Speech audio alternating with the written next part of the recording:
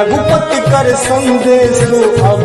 सुनु जननी धरि धीर राम अस कही कपि गद गद भयउ हरे बिलोचन नीर राम मंगल भवन मंगल हारी द्रवहु दशरथ अजिर बिहारी मंगल भवन मंगल हारी द्रवहु दशरथ अजिर बिहारी कहु राम वियोग तब सीता मोह सकल भय।